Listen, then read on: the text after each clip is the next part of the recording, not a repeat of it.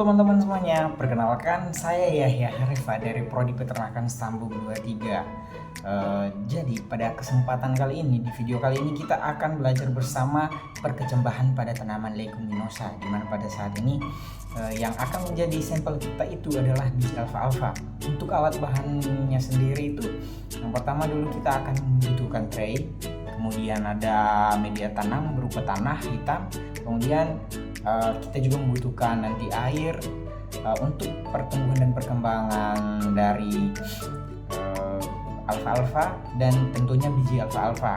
Di mana biji alfalfa ini nanti kita akan rendam selama 7-8 jam untuk karena air akan menjadi kofaktor dari dormansi agar masa dormansinya berhenti dan menjadi aktif kembali untuk bertumbuh. Jangan lupa ikuti terus videonya sampai habis. Setelah kita melakukan perendaman pada biji alfalfa, jadi ini ya teman-teman bentuk dari tampilan biji alfalfa setelah dilakukan perendaman sekitar 6-7 jam. Jadi selanjutnya itu kita akan masuk ke tahap selanjutnya, tahap kedua, yaitu penanaman biji alfalfa pada media tanam. Di sini untuk media tanamnya kita setelah menyediakan tray yang akan menjadi tempat biji alfalfa akan ditanam. Kemudian di sini kita sudah ada tanah hitam. Jadi kita mulai menanam itu dimana kita akan menaburkan tanah hitam ini, kita isikan di setiap tray yang sudah ditempatkan.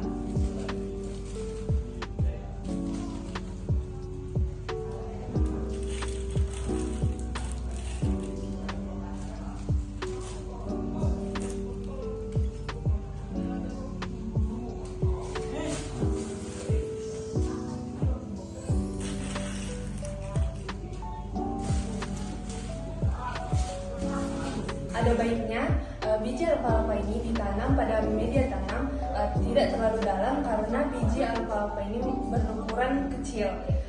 Selanjutnya meletakkan biji ke dalam media tanam.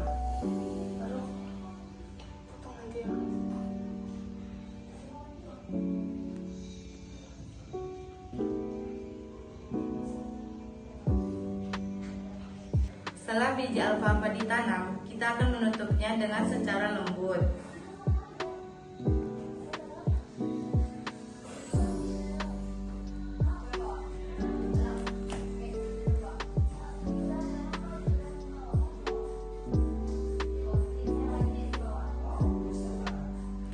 Setelah itu kita akan menyemprotkannya dengan air. Tujuannya itu untuk melembabkan media tanam agar mempercepat pertumbuhan biji alfalfa.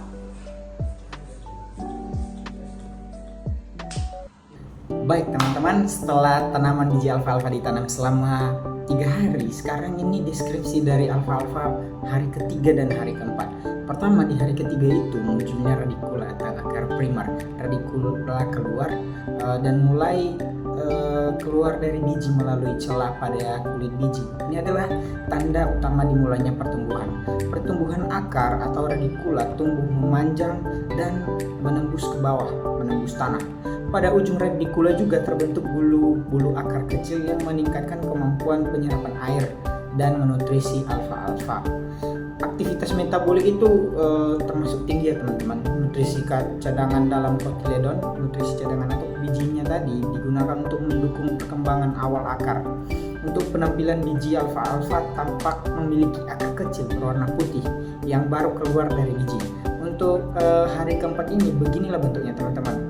Munculnya plumula atau yang kita sebut batang dan daun lembaga dan beramah. Pertumbuhan plumula atau calon batang dan daun mulai muncul dari biji, dari dalam biji atau dari kotiledon dan tumbuh ke arah atas. Pada saat ini plumula berwarna putih pucat dan karena belum terkena cahaya.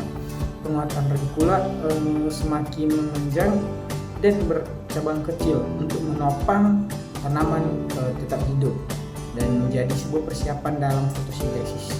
Jika lingkungan memiliki cahaya, maka fotosintesis akan terjadi. Kemudian kotiledon atau daun biji mulai terbuka dan perlahan berubah warna menjadi hijau atau jadi daun akibat pembentukan dari klorofil.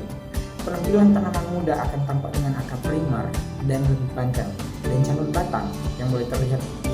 Kotyledon mulai membuka tapi belum membentuk daun sejati. Kondisi yang optimal untuk perkembangan media tanam itu harus tetap lembab tetapi tidak terlalu basah. Jadi kita teman-teman setiap hari setelah biji alfalfa ini ditanam kita harus tetap menyiramnya. Kemudian cahaya juga sangat penting di hari keempat karena fotosintesis sudah mulai. Pada hari keempat juga alfalfa menunjukkan struktur dasar tanaman muda yang siap untuk fase pertumbuhan vegetatif yang lebih lanjut. Demikian sajalah deskripsi atau penanaman biji alfalfa ini. Tahap perkecambahan dari awal tadi kita menanam, dari awal sebelumnya lagi itu kita merendam, ditanam di tray, kemudian sekarang ini merupakan bentuk dari alfalfa yang sudah ditanam dan sudah menjadi tanaman muda yang siap tumbuh dan berkembang.